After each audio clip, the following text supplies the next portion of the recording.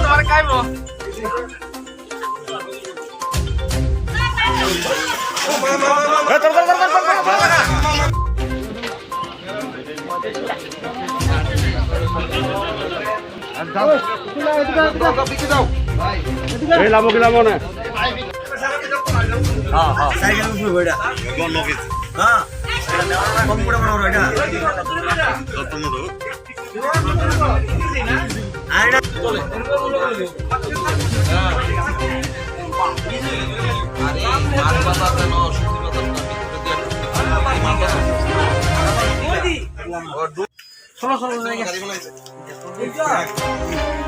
বেশি না আছে মোটামুটি গাছ উঠতে থাকে কত বইটা তো 4-5 কেজি হইবনি ঠিক আছে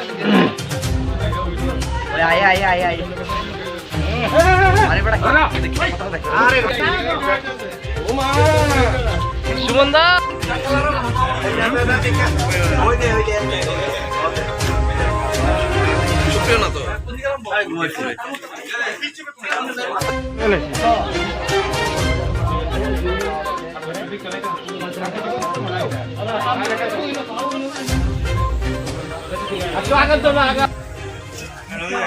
এটা যদি দেখছে কত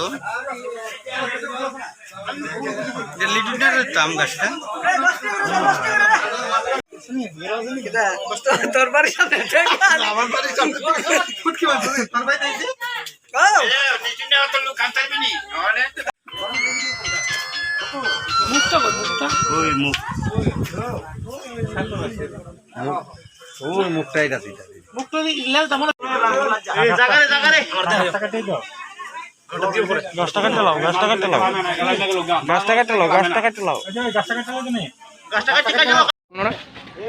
ঘটনা হচ্ছে লিটন দেবের আম গাছে একটা অজগর সাপ। এটা তো কেউ দেখছে না, আমি দেখছি প্রথম। দেখার পরে দেখলাম কি একটা চুলের সঙ্গে এটা ঝগড়া করতেছে, খুব সে ঝগড়া করতেছে। এরপর আমার চোখে পড়ছে যে এটা একটা সাপ।